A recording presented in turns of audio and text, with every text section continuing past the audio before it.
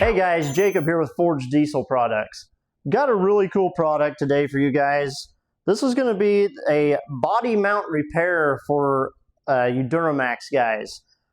So 01 to 2014, we've confirmed this to fit currently. This is going to be a repair piece. There's actually two pieces to it. To do the actual mount that is on the frame of your vehicle, which we'll show you here in just a moment.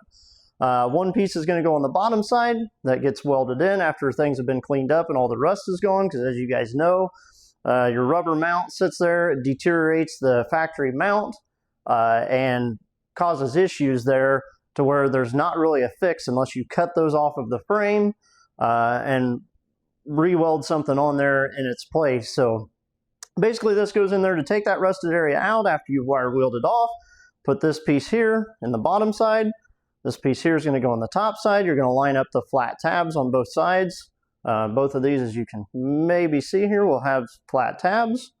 And that there is going to get welded in the bottom, the top, and that fixes that area that rusts out on your actual steel mount that is part of the frame. So with that, the S&B body mount kit pairs great with it. That's going to be our recommended fix to get everything repaired.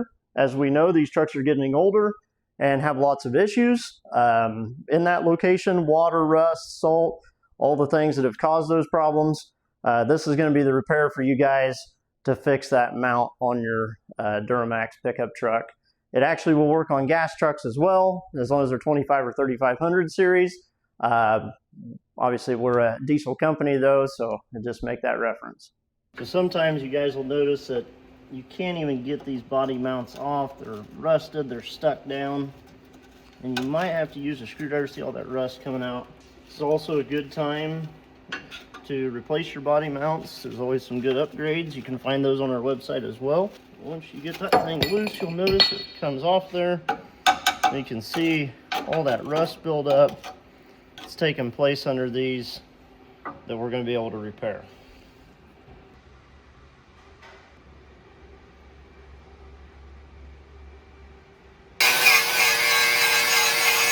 So you guys will definitely want to make sure that you use a wire wheel or an abrasive pad like we use here to get your top and bottom side clean. That way while you're welding with your welder, everything's clean and has a good surface to weld to.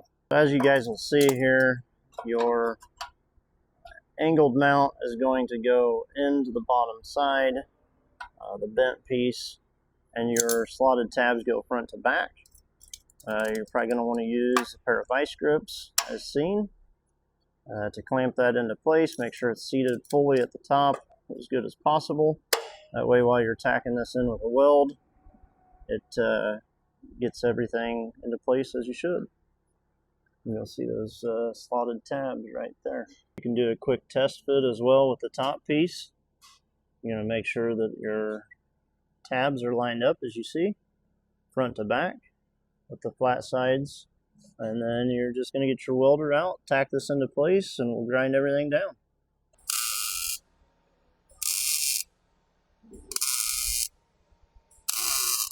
So obviously we got the bottom plate welded in there now. Got a little burn mark, you'll have that some.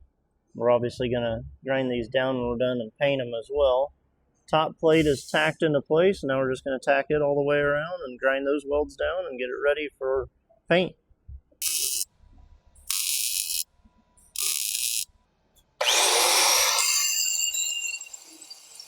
When you're done, be ground down. We're just going to shoot it with a little paint.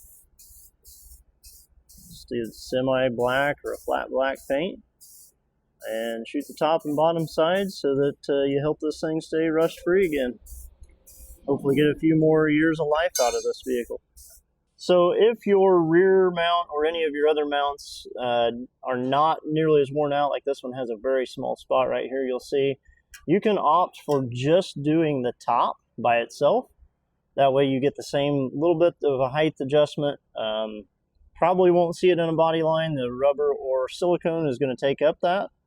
Also, while I'm mentioning it, if your OE mount is still in good shape, or reusable. Some of them on this vehicle were, but others were not.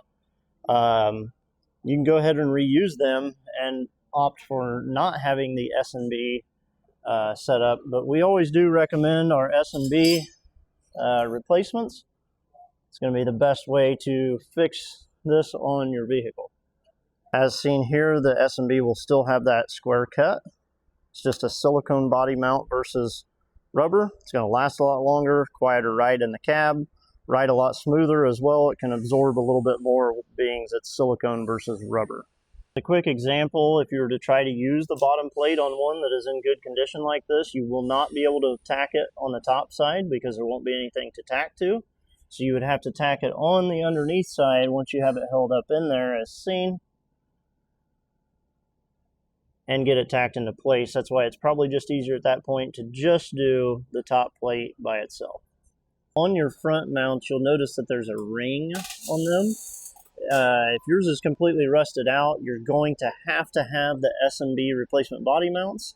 At that point in time, you're going to take a hammer and knock from the bottom side and punch this out.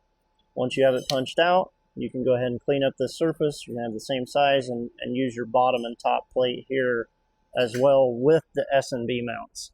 At that point, you cannot use the OE mount due to the way that this spacer and everything worked at that time.